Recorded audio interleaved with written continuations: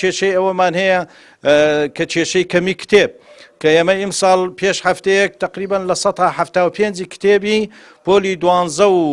11 نەگەیشت بوو لەگەڵ بەرپرسی کۆگاکە قسەم کرد بەڕاستی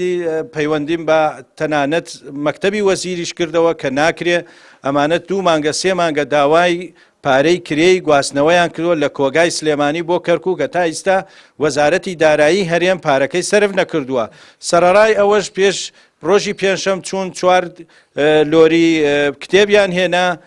هەردوو کۆگای سەرەتایی و دواناوەندی بەڵام لە گومرکی سلێمانی کەرکووک ڕایانیان گرتبوو وتویان دەبێت گومرگ بکرێت تەنانەت داوای 6 ملیۆنیان کردبوو بۆ هەر بار هەڵگرێک کێشەکە زۆر گەورەیە ئەمە منهەجی حکوومەتی هەرێمە یعنی حکوومەتە دەبێت حکوومەتی مرکزی نابێت بەو شێوەیە بەڕاستی ئەو گومرکە کێشەی ناوەتەوە دوای تاوتویەکی زۆر و پەیوەندیکردن بە مەکتەبی وەزیری دکتۆر عەبادی ئەنجا ئیزنی داوە ئەو 4 ترێلەیە بێتە ژوورەوە بەڵام هێشتا تقریبان 16 ترێلە ماوە کتاب تەلەبەکان بەڕاستی زۆربەی قوتابخانەکان بە تایبەتی پۆلی 12 و 11 ئێستا منهەجەکانیان نییە دەستیان ناکەوێ هەندێک قوتابخانە کتابی کۆنی تەوزێ کردووە ئەمە کێشەیەکی ناوەتەوە ئێستا ئەو 16 ترێلەیە ئەگەر بە ئەمری ئەنجومەنی وەزیران و کۆمەڵێک کتابونەوە کتاب و کوم نەبێ داخل نابێت کەواتە گومرگ بەڕاستی بە تایبەتی لە دوای